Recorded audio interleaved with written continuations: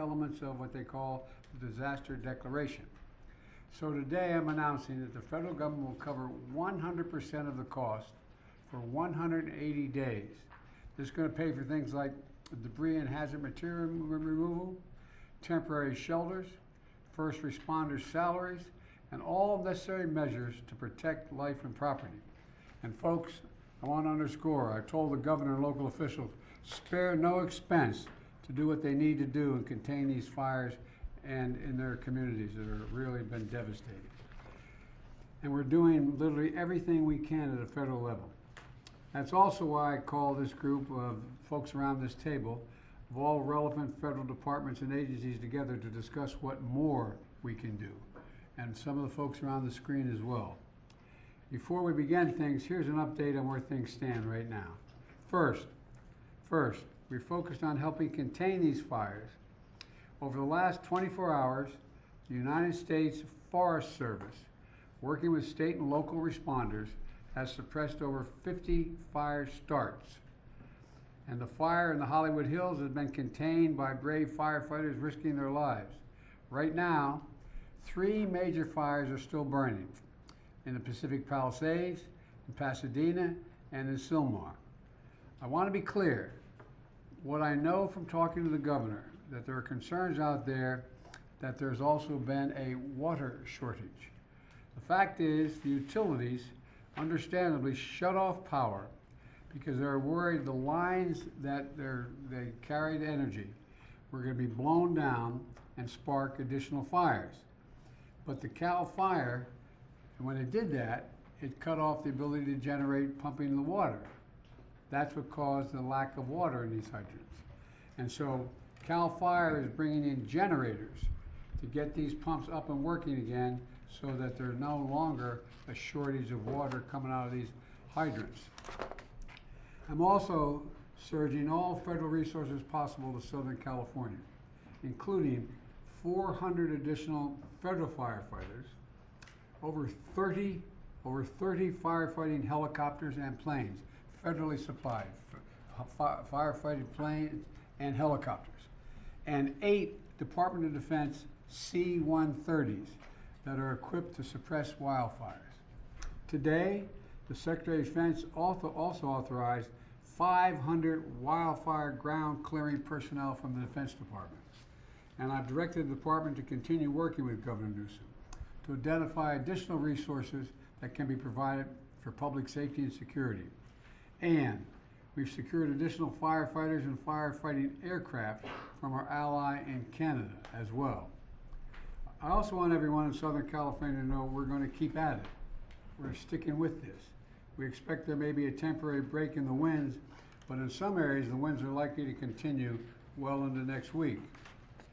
And so we're going to continue to sending everything, literally, every resource we can find that's appropriate to help the governor and the first responders. Second, we're focused on helping people who have been displaced or in many cases lost everything.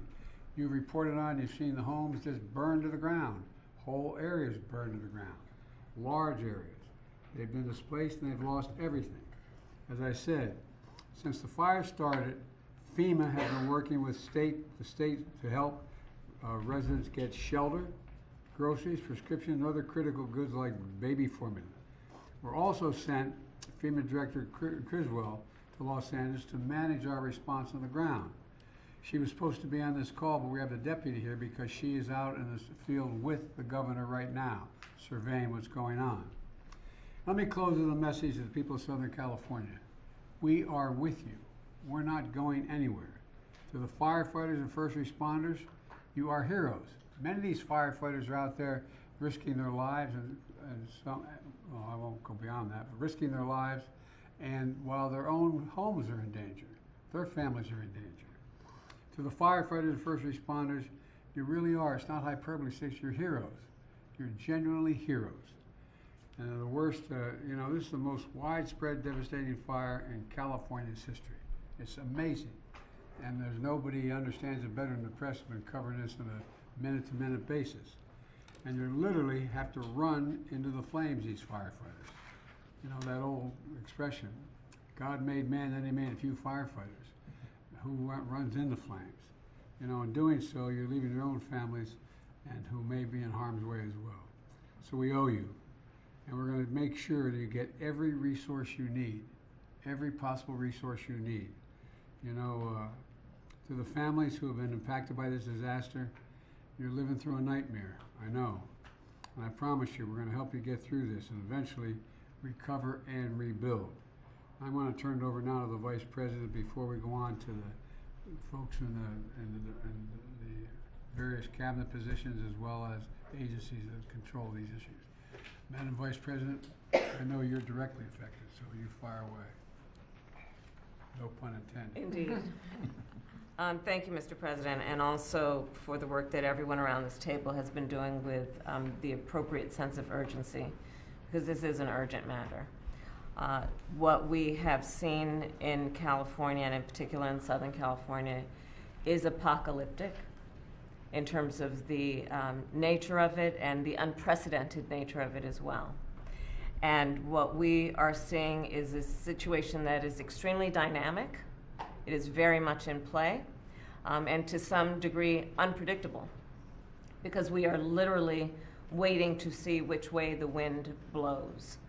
And I cannot praise enough the local leaders, most of whom I have talked with, and in particular our firefighters, who, as the President has said, they are working around the clock. They are working 12-hour, even longer shifts, and they are doing it with a sense of optimism, but also with an understanding of how serious this moment is and how important their work is to real lives and real people. Thousands of families have been displaced. Many of those families with young children with nowhere to go. And what we know is that this is a matter of current urgency, but this is also something that is going to have an impact for months and years to come. And on that point, I will also make note of the fact that sadly, many insurance companies have canceled insurance for a lot of the families who have been affected and will be affected, which is only going to delay or place an added burden on their ability to recover. And I think that is an important point that must be raised, and hopefully there can be some way to address that issue, because these families, so many of them, otherwise will not have the resources to recover in any meaningful way. And many of them have lost everything.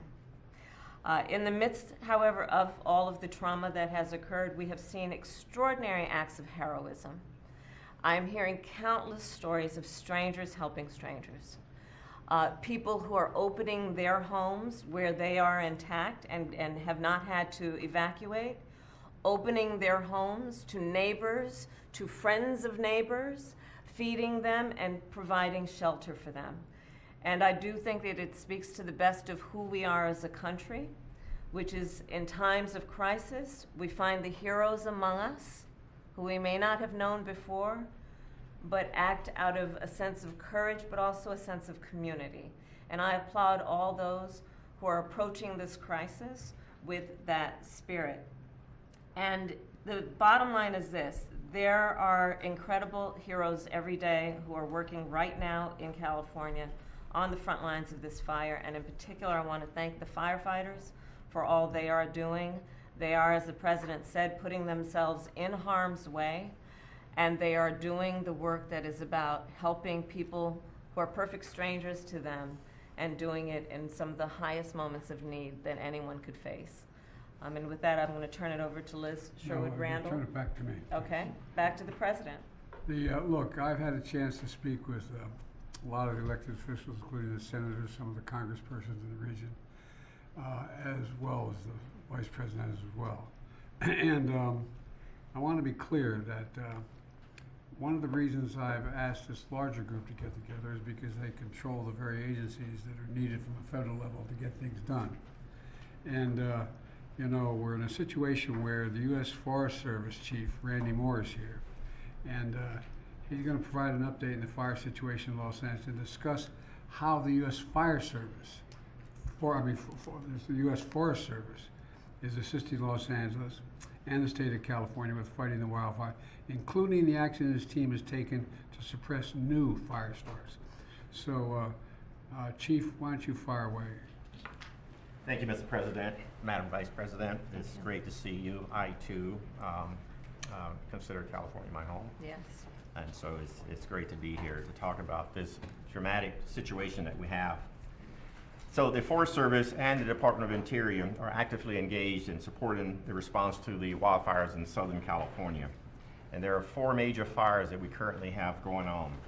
The Forest Service is in unified command with the LA County as well as other local city agencies. We are looking at the Eaton, the Hearst, and the Lydia. And if you look at that area there, that's the northernmost part of that area where the fires have taken place. The Palisades Fire, which CAL FIRE is in control of. And then we have a new start, which is this Sundown Fire that just started last night. And it also has potential to expand quite significantly just based on the location it's at, but also the winds that are expected to continue. Right now, when I look at the mutual aid system in California, I want you to know that it's second to none in terms of how that system works and how it really moves to activate the federal firefighting community and how it is activated and engaged. You know, every year we prepare for these Santa Ana winds. It's just that what is happening now is happening sooner. It's happening at a time now where we normally are at our lowest point in the fire year. And the fact that these fires are taking place now, it says that there are things that are going on in our climate that is creating truly year-round fire situations, and it's something that we all need to be mindful of, and this is a good indication of that. To give you an example, that if a fire starts from any ignition source during these Santa Ana winds, it has the potential for explosive growth and spread. And when that happens under these wind-driven conditions, it's very difficult to control. Now, in addition to this, when these winds are high, the aviation resources cannot fly. So it limits a lot of the potential area of support. As of this morning, there were over 4,000 firefighters that was assigned to these large fires. 600 or so were currently federal work, which means Forest Service and Department of Interior. And it doesn't include many who are assigned to their home units to provide initial attack. To give you an idea of the unsung heroes in these fire type conditions, in the last 24 hours, we've had 50 starts. And the initial attack success has been wonderful. So we've stopped a potential for 50 additional fires to be added to these 4 significant fires that we currently have. And that's what I mean by having initial attack crews stay put or pre-positioned across the state based on intelligence that we're gathering. And so I wanted to mention that because we talk about the active fire suppression, but there's so much that takes place behind the scenes that limits the amount of fires that our firefighters are having to respond to. The President did an excellent job of mentioning all of the resources that's available and that are assigned to the fire. I won't go over those, but we have a number of equipment that's out there that when the winds allow us, we'll be in the air fighting those fires. We also have a number of private contract crews that we're working with. We're working wonderfully with the state, county, and other federal firefighters, also the tribal firefighters as well in the communities.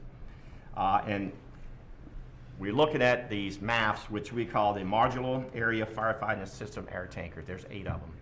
And there were, like I said, this time of the year, we're not ready for that. But within the next 24 to 48 hours, we'll have all 8 that's available for assistance. These aircrafts require lead planes to lead them into these fires. And so we're having to go through that whole process and ramp up really quick to get the inspections in, the check rides, so that these are qualified and are able to go. We're also working with our Canadian partners to mobilize 2 CL-415. These are water scoopers. They will clear customs on Monday, and they will be available after they clear federal inspections and the check rides.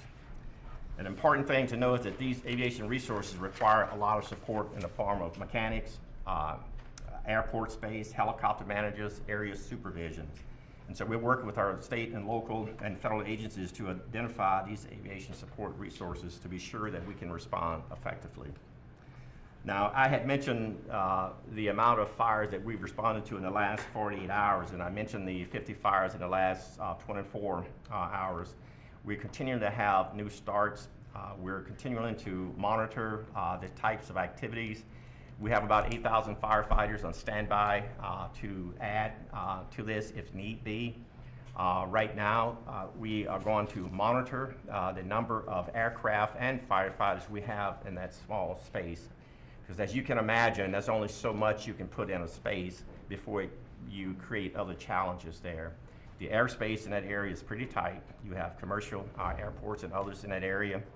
You also unfortunately have drones in the air, which is a concern to our pilots and to the safety of the aircraft, and so we have to be mindful of that. I only bring it up to let you know that this is not a very easy environment to operate within.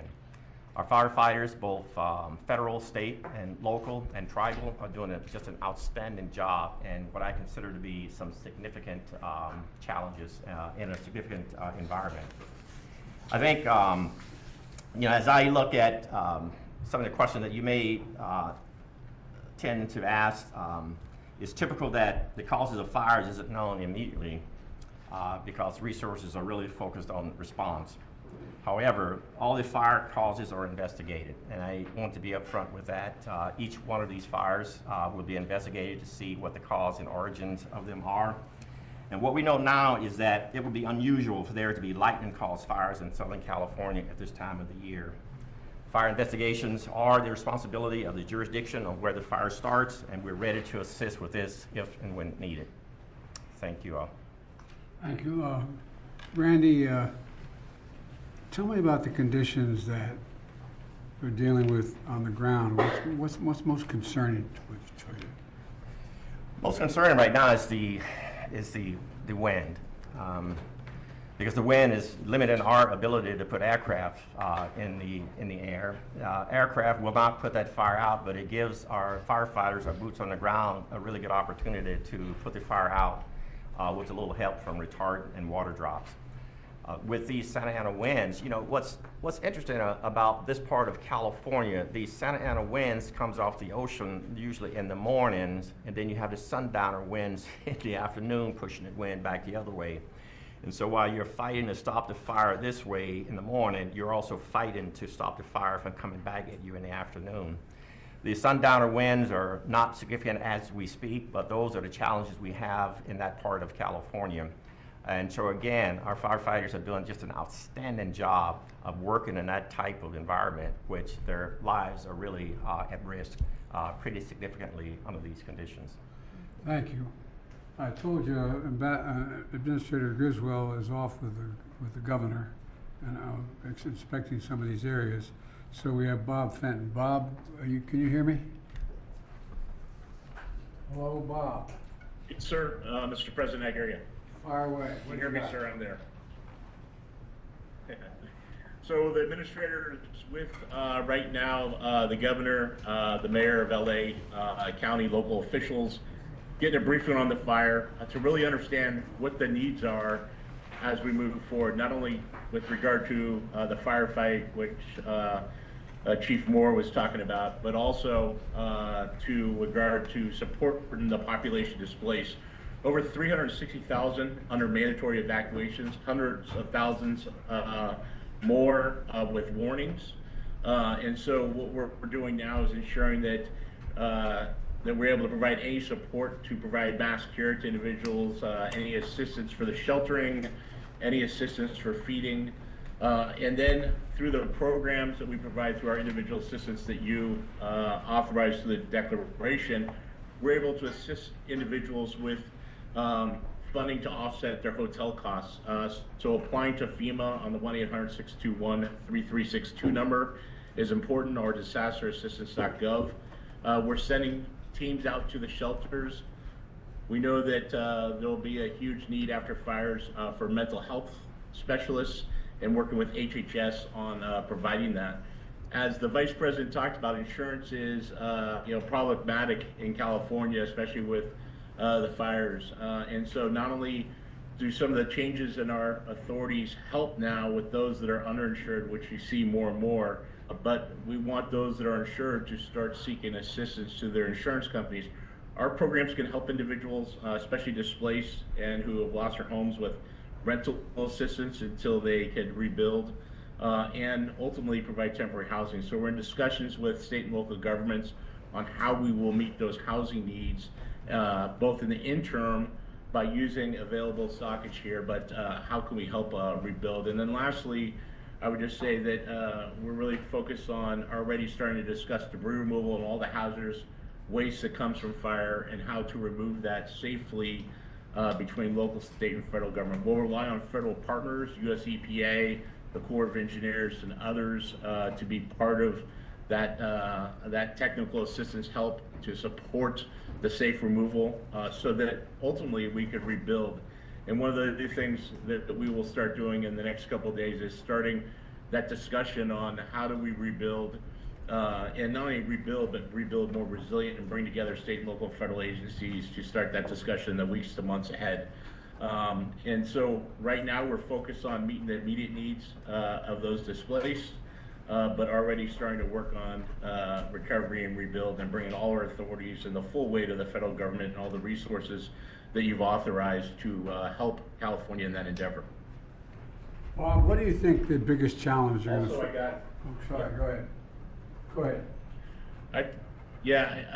I think the biggest challenge is going to be the mental health stress that is put on individuals that have lost everything. Fires are, so drastic. They destroy everything very quickly. Individuals don't have a lot of notice to leave, and so I think there's going to be a significant mental health strain, followed by a need to help individuals recover and rebuild. And the Vice President is exactly right. I suspect that many have insurance, many are underinsured. And insurance is difficult to get, and some might have lost their insurance or been canceled by insurance companies. And I think that's something we need to continue to work on, as a government at all levels, but something where there'll be gaps in assistance that we will need to bring in not only federal agencies, but nonprofits, private sector to help meet those needs.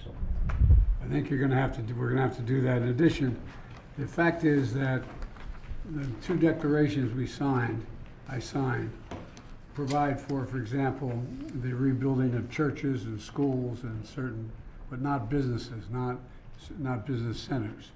And so that's going to be a gigantic cost as well. But the debris removal is a big deal. And that's going to take a long time, isn't it? Yeah, it will take some time to remove the debris. In California, unfortunately, we've had a lot of experience with fighting fires and removing debris. And so it will take months to a year. This is a very widespread with significant damage to infrastructure. And we want to not only immediately remove the hazards, things like propane tanks, some of the power cells that are there, and other contaminants that may be in households, and make sure that they're safe to re-enter and re-look for personal effects. But then the second part is removing that ash, and what we've done before is help people with the removal so that we could get down the grade and then immediately start rebuilding. All right, I appreciate what you're doing, and like you said, 360,000 people have been evacuated so far. Sure, appreciate. Go ahead. What were you going to say? Yes, sir. I just want to let you know I'm on also with the fire administrator from FEMA, who's been working with the local fire chiefs, and I didn't know if you had any questions or she wanted to add anything to this discussion. Chief Lori Moore is on. Well, I've been talking to them, so Chief, you want to add anything to this? I will, sir. Thank you very much. And as you might know, I've been here, got here last night.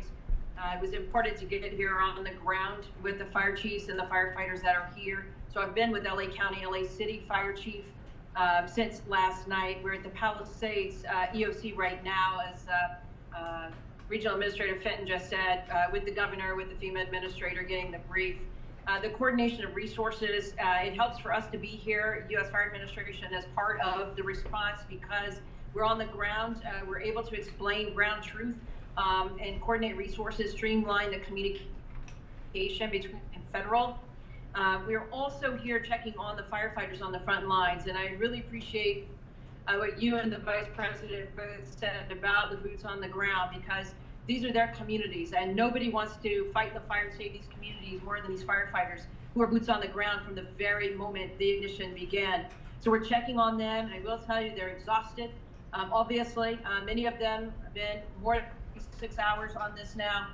They are able to take a quick nap sometimes in the truck, but they are on the job.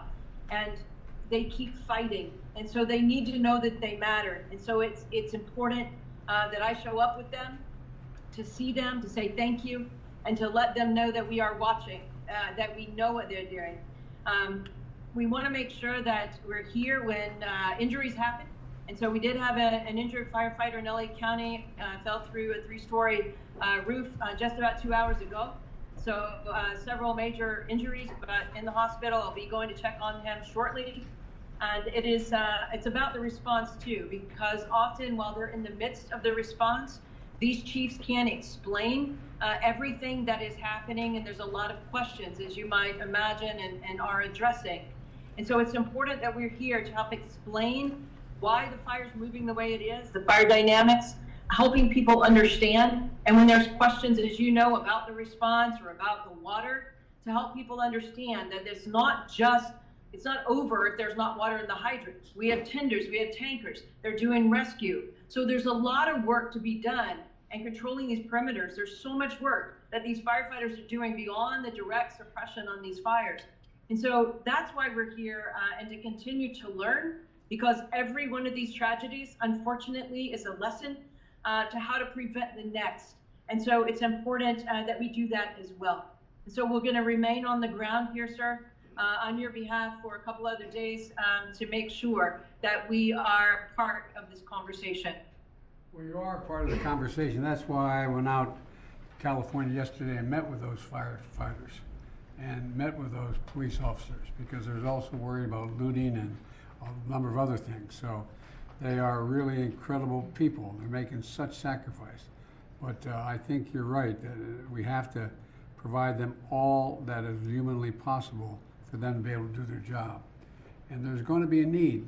I want to say it again, and we all know it around this table, there's a need for some help in terms of the psyche of these folks. There's going to be real problems regarding to the mental health issues, and we got to make sure we're prepared to deal with it. All right, now Deputy Secretary of Defense Kate Hicks. Secretary, why don't you tell us what you and I and others have been talking about the Defense Department doing and what they're prepared to do now. Thank you, Mr. President, Oh, Madam you're- Vice I'm looking President. at I'm right here. the screen, No I know. worries. Yeah, I surprised you. Yeah. We are very much leaning in here at the Defense Department. We, of course, are always looking for how we can support state and local partners, and of course our interagency partners in the federal sector that you've already heard from. And that includes every tool that we believe we can leverage that causes us to always lean forward to make sure our partners understand what we could bring and be responsive to requests that they're coming forward with. And we have been in receipt of some requests.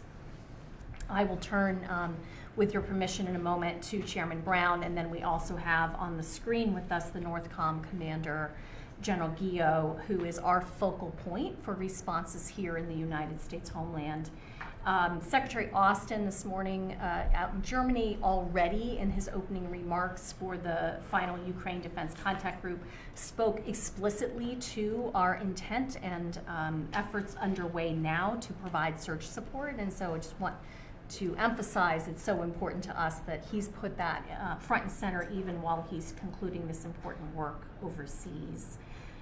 You had mentioned some of the efforts we already have underway. We are ready, as I said, to engage with our partners on further efforts. With your permission, I'll turn to Chairman Brown. Please, Chairman. Mr. President, Madam Vice President, as you highlight, we do have 500 personnel already identified to be able to support not so much in firefighting, 'cause it takes some 10 days of training that would be required, and we don't want to pull firefighters away from that, but they can also support with rock clearance capabilities, commodity distribution.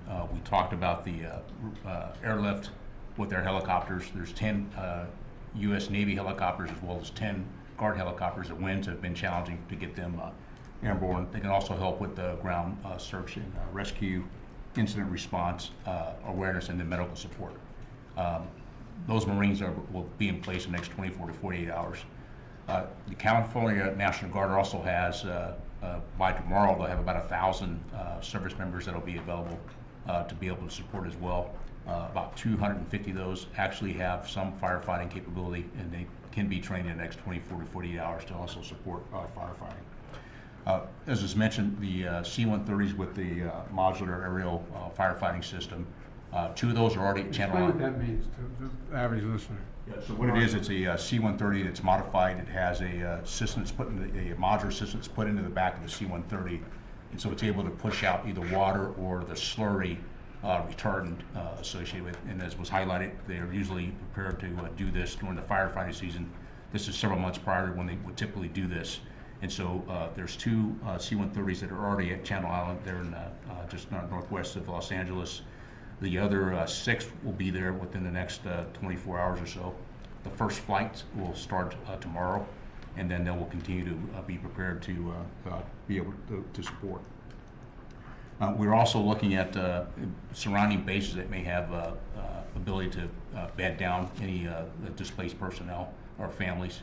We've got about 1,000 beds that have been identified at either Edwards, March, or Fort Irwin there in California. In addition, we're using March Reserve Base as a incident response area and getting that set up. Mr. President, last thing I would say is before I turn to General Guillot, what we really try to do is identify things that we know we could lean forward on before there's even an ask. We want to make sure we cut down the timeline to get provided capability. And we also want to make sure, and I know that General Guillot is communicating that with Ms. Griswold from FEMA, so that we want to make sure we, as I say, provide an a la carte menu of all the things we have available. So even if they don't have time to think about it, we're already looking ahead. Last thing I would say is when I met this afternoon with my staff, the thing we also talked about is there's an immediate response, but there's also, as was highlighted, the longer term response of things that we'd have to be able to look at in recovery. And so we're already thinking ahead of what options DOD may be able to provide to support. Any of your questions, and now I can turn You it to guys you. have been immediately responsive. Thank you. I mean, you're right on top of things. But let's turn to General. Good afternoon, Mr. President, and thank you, Chairman. Northcom, on behalf of the Department of Defense, is aggressively taking action to deliver capabilities to California as soon as they are requested.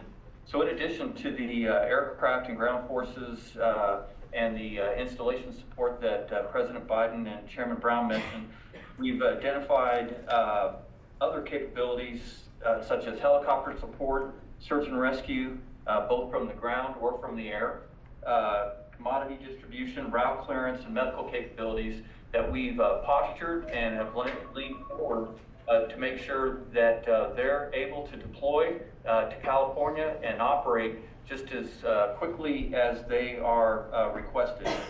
And to do that, we're cooperating very closely with FEMA, with the state of California, and the National Guard Bureau to deliver the right capabilities at the right time for the women and men of California.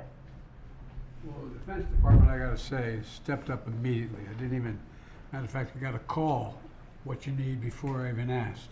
So thank you all. And you have incredible capacity and capabilities. It's just getting them in place as quickly as possible is the most important thing. You're doing that right now.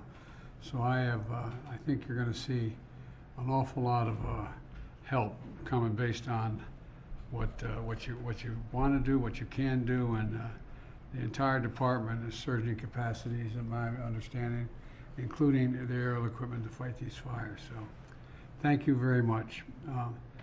Now I'd like to speak to our Department of Energy Secretary Jennifer Granholm.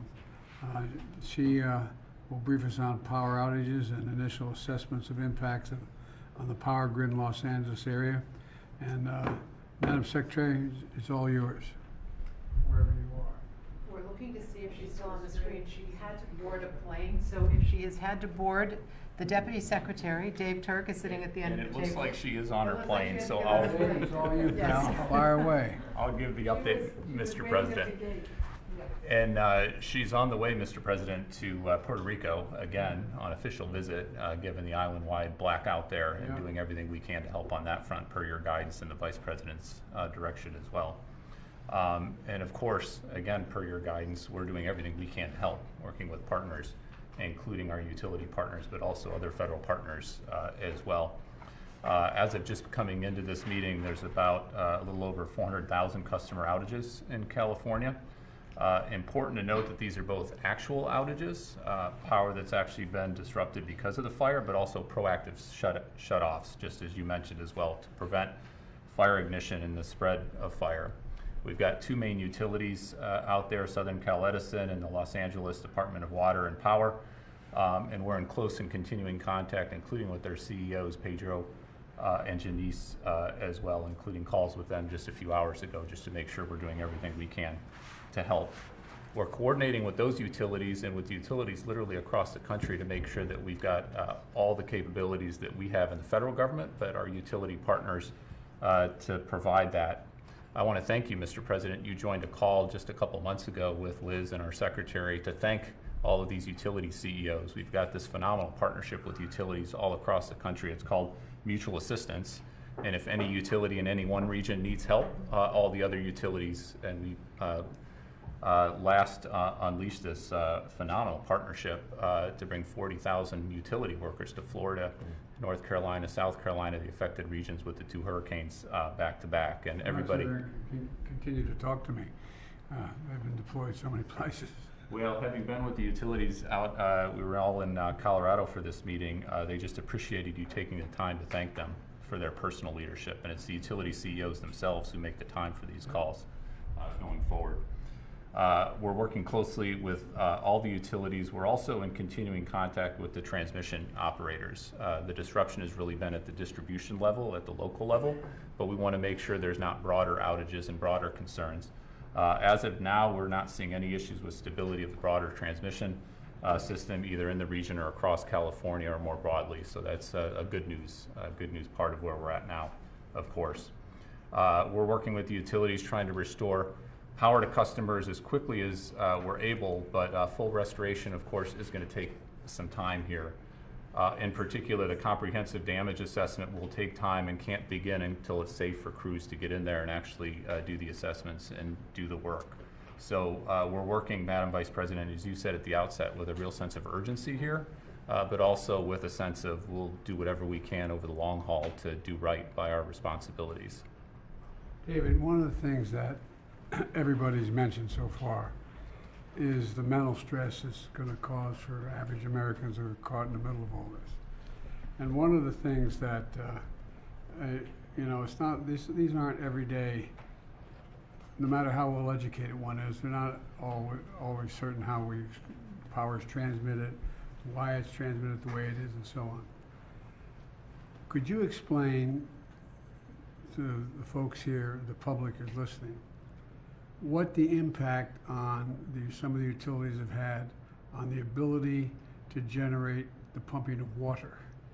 Because there's a lot of accusations going around that it's because that the local leadership didn't care. I mean, explain how this works and why it makes sense what's happening. So this is an issue, actually, Secretary Granholm was on the phone with the CEO of Southern Cal Edison to talk exactly about this and make sure we were doing everything we can on that front.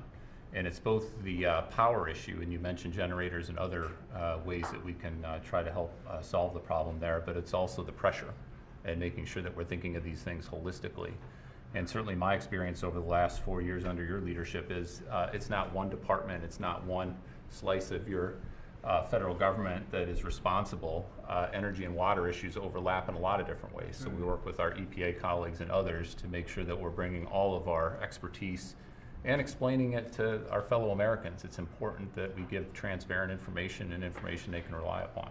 Well, I think it's just people don't know how it functions. And for example, since I've been president, I've been in an aircraft flying over more territory where there have been wildfires from Arizona all the way up to Idaho and beyond, and that make up an area larger than the entire state of Maryland, that burn to the ground.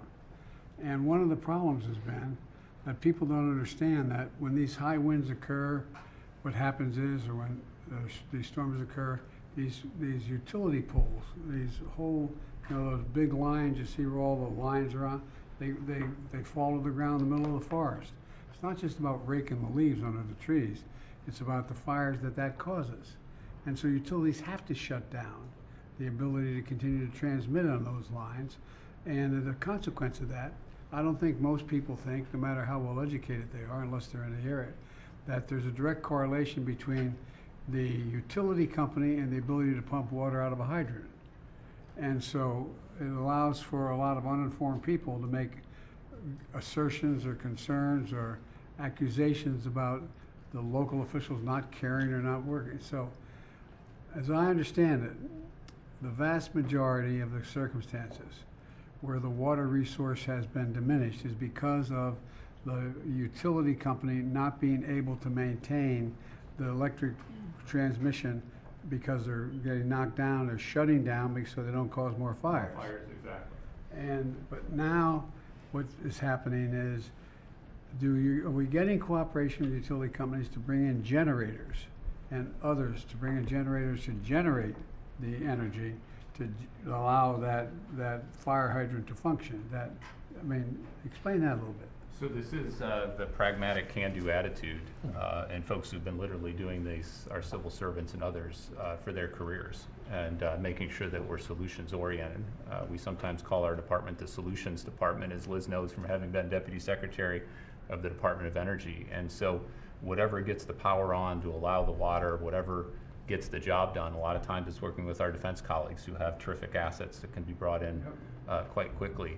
The other point I'd like to make, Mr. President, to thank you and the Vice President's leadership and our folks in Congress, your bipartisan infrastructure legislation actually provided $10 billion. It's a GRIP program for grid resiliency to improve the resilience of our grids so that when the grids do go down, they come back on quicker.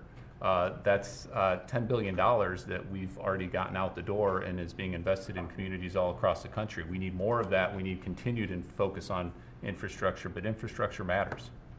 It matters a great deal because, for example, one of the things that I knew but I didn't know, that I didn't put a number on it, it'd be a lot easier if these electric lines are running underground in contained vessels. So in the middle of forest, so there's nothing that, but it costs what, 6 times more? It can cost 6 times more, and we're doing a lot more undergrounding thanks to your leadership on the infrastructure funding.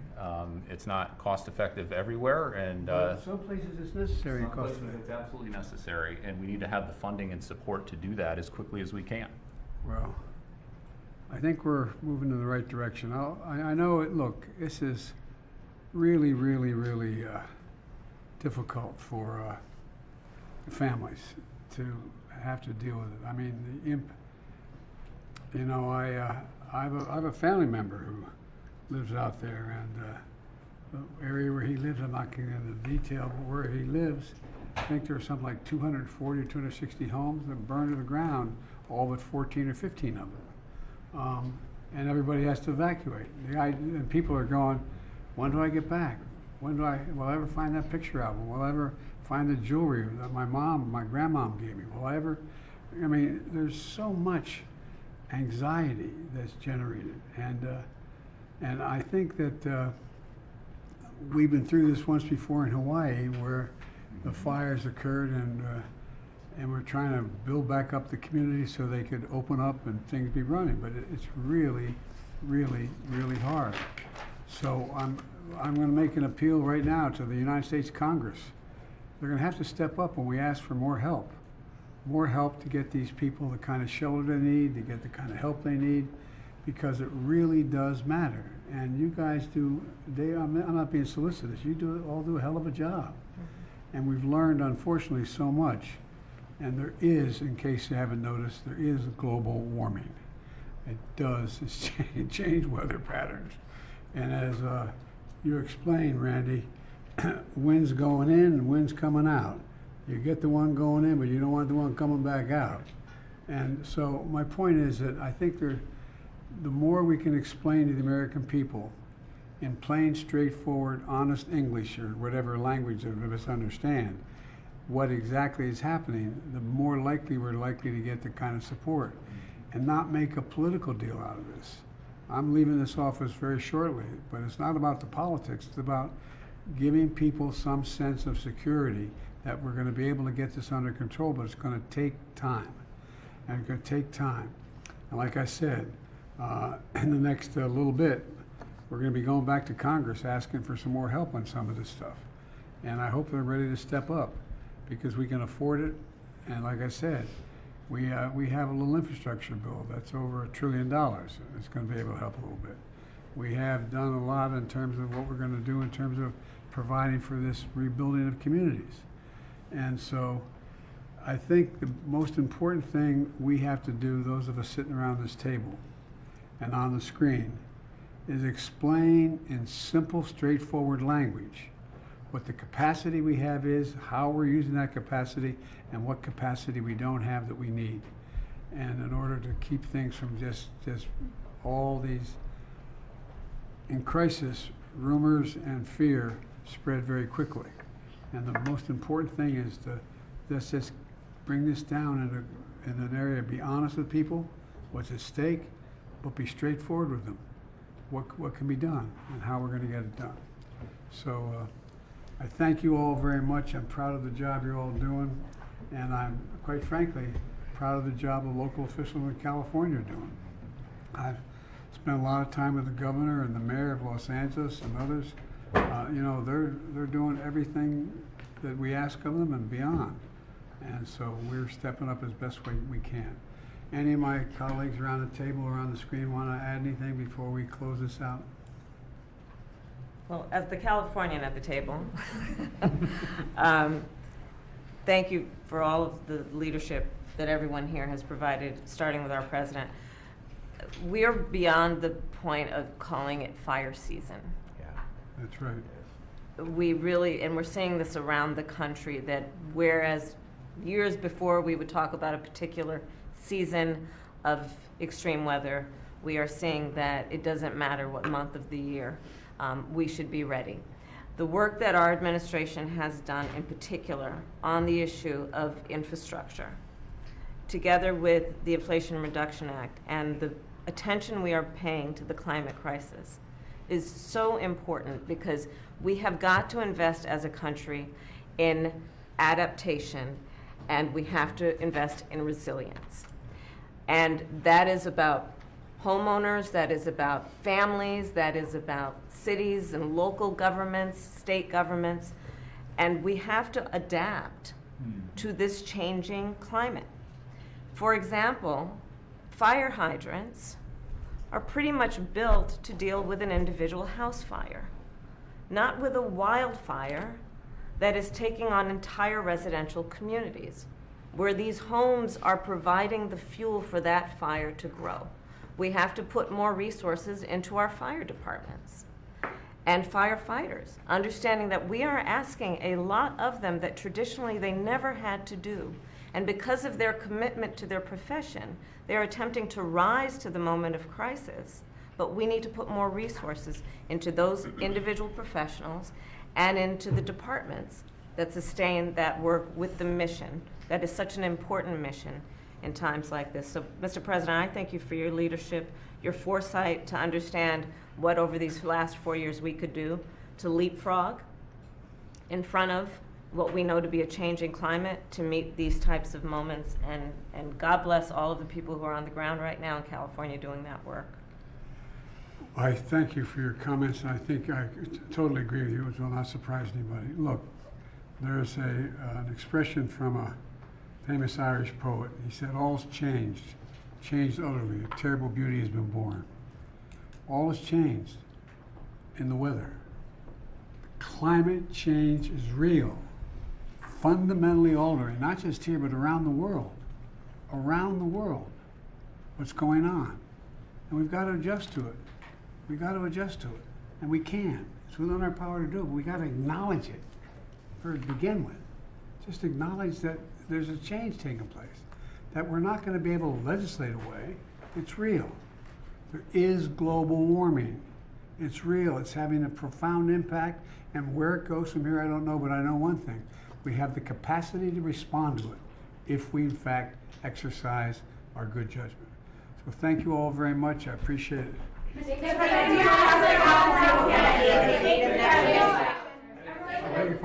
you trust that California will get the aid they need in the next administration? I'm not in a position to answer that question. I pray God they will. Mr. President, do you have a sense of how much this is going to cost in the end? No, the truth of the matter is no one can tell you that. For example, just clearing the debris. You saw what happened when we were dealing with the hurricanes that occurred from North Carolina to Florida. The cost of the debris cleanup is gigantic, gigantic. The cost of replacing the housing is almost exponential. I mean, we don't know what it is, but we know one thing we have to do. We have to stay with it. We have the capacity to do it, but we don't know that anybody gives you a number now, they have no idea what the hell they're talking about. It's a big, big, big number. Mr. President, Whoa,